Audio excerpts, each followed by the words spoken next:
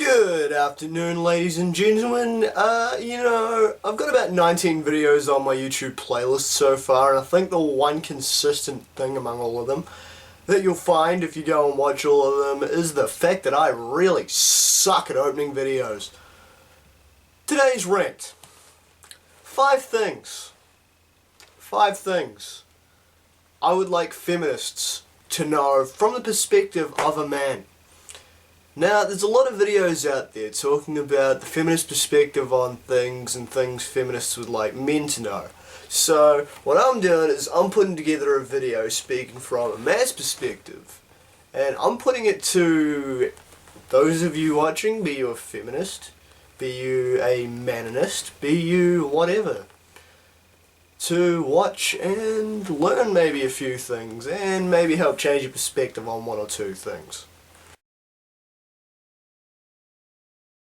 5.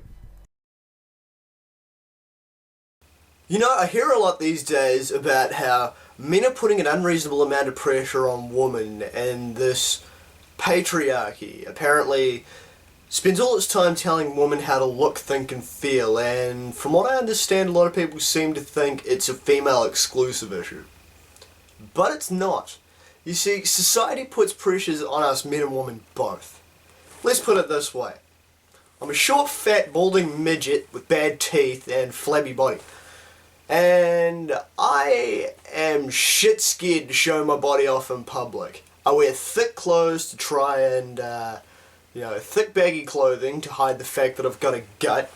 I used to wear a bandana to cover the fact I had a receding hairline. At the moment it's kind of pointless because my hair would look weird with a bandana. But the fact is, I'm extremely unhappy about how I look.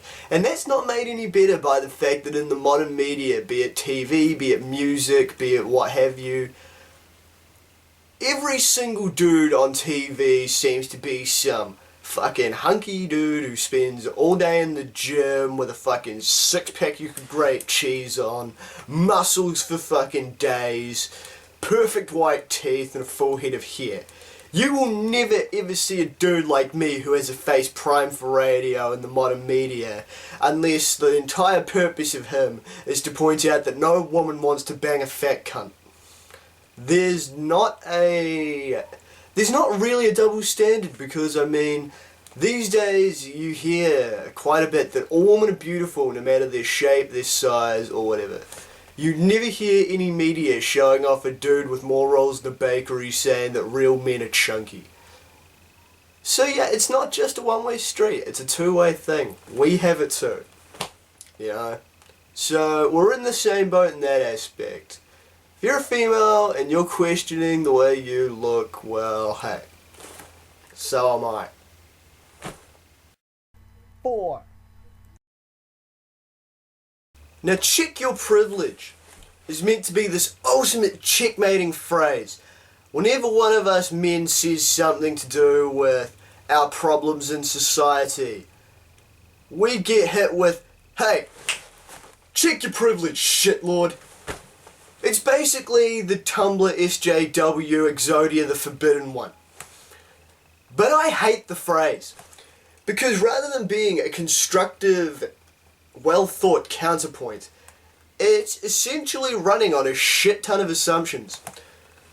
I believe it was Cypress Hill that once said, how do you know where I'm at when you haven't been where I've been? Understand where I'm coming from, and that's a fair point, because check your privilege makes a lot of assumptions on someone's past. Yeah, there's good points about being a dude. There's also bad points about being a dude. We get longer jail sentences. We work more dangerous jobs statistically. We end up losing custody of our children more often than not in court cases. There are a lot of upsides about being a man that maybe guys such as myself don't think about that are there, but there are also downsides. And that's not going into the variables such as personal tragedies, you know. I've got, female mates who have had richer, more privileged backgrounds than me. I've got female mates who might have had things in their past that they don't like that I wouldn't want to have, and I've had things that they do want to have.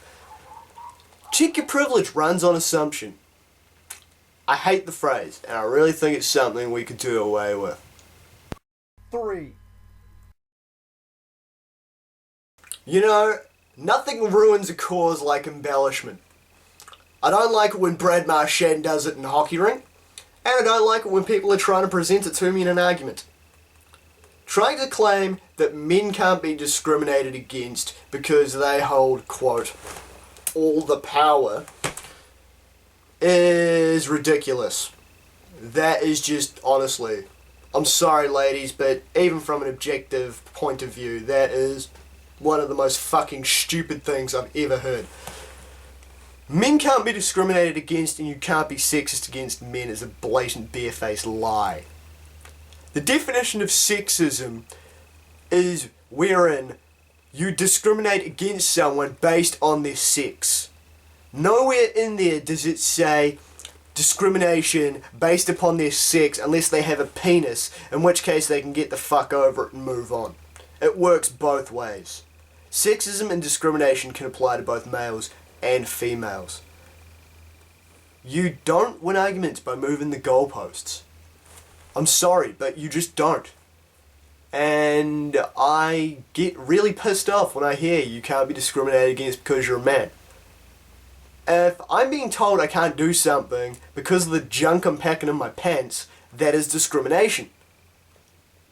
Barefaced, simple. 2. You know, feminism and equality carries a very good message behind it. Because we all share the planet and we should all be treated the same regardless of our genitalia.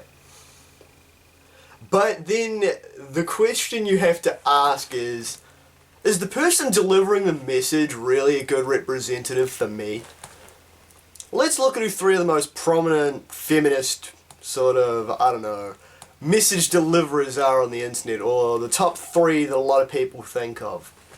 Lacey Green, Anita Sarkeesian, and Shanty Binks. Now, Anita Sarkeesian and Gamergate, again, good in concept, poor in execution. A lot of the things Anita Sarkeesian's throwing out are based on half-truths and assumptions. Grand Theft Auto 5 getting banned in Australia is ridiculous because it's claiming that the game is sexist because you can kill women, you kill prostitutes.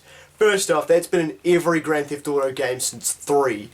And second of all, you can kill anybody in Grand Theft Auto. Hell, most of the cops in the game are men. Most of whoever in the game is men. There are male pedestrians, female pedestrians, whatever. So, I fail to see how that's even remotely sexist. To me, that's just a case of fishing for shit to be offended by. Lacey Green, nice enough girl.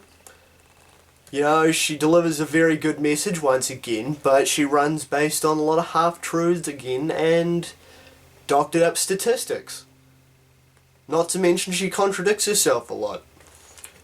And then there's the big one, the old big red machine, Shanty Morris, Shanty Binks, whatever you want to call her. Now, if you ask me, Shanty Binks is the exact opposite of what anybody would want to represent whoever she's talking for. She's rude, she's obnoxious, she's abrasive, she's a blatant sexist. This is a woman who, when confronted with male suicide rates, starts yelling about Crimea River and talking about how much she doesn't care. Her Tumblr has her crowing about how she bathes in male tears. This is a woman whose idea of a constructive argument is standing in the middle of a street with a list yelling, "Shut the fuck up! Shut the fuck up! Shut the fuck up! Shut up, fuckface!" That's not arguing, that's acting like a petulant 13-year-old. As I say, you've got what appears to be a dynamite message, but you're gonna need less mad cows. Oh wow. Yeah. My point needed to be exaggerated with a bad Christopher Walken impersonation. My bad. 1. You know, something I see quite a lot of feminists flipping this shit about and that I don't understand is when the concept of self-defense in order to prevent rape comes up. Yeah, it was a big thing in the 90s, like self-defense classes were a big thing in the 90s and the 2000s. I haven't heard much about them lately. But now when you mention the concept of sticking up for yourself or carrying stuff like mace or a taser around, the term victim blaming is thrown back in defense, and I have to wholeheartedly disagree. And us guys want you to know that the phrase teach men not to rape is pretty offensive in itself, because you're trying to imply that all men are potential rapists. At least that's the way I interpret it, and that's the way I've heard quite a few guys interpret it. And saying defend yourself is not victim blaming or trying to put the onus on the victim to stop it. It's just basically saying you can be prepared, and I mean, shit, come on. What's better than schooling some sad sack of shit and thoroughly humiliating the scumbag right in the middle of the street there and then? I mean, I can't talk from a female perspective because I'm not a female. But if I were a female, I mean, I think that would be pretty cool. Like, dude comes up, tries some shit on, fucking bam, bam, bam, knock the shit out of the cocksucker and knock him down a few rungs. Okay, cool. Cool was a bad choice of words. There's nothing cool about some cunt trying to force himself on you. My bad. But even if you don't like that idea, why not go with both? Teach understanding to men as to what constitutes a no-go zone for a woman, but by the same token, you know, encourage women to carry around protection or take countermeasures, because there are some dodgy fucknuts back there that won't respond to swiper, no swiping, or in this case, raper, no raping. Because 9 times out of 10, some cunt ain't gonna stop with just the word no. If that fucking douchebag wants something, that douchebag's gonna try and take something. And ladies, that cunt deserves an ass kicking. Believe you me. I hate these kind of guys. And I want to kick the shit out of them. So the other thing I've learned making videos is I can't close them for shit either. So that was my video. I hope you enjoyed it, and if you did, rate, comment, subscribe if you feel you can enjoy further video rants from yours truly. I'm Damian Skyfire. Till next time.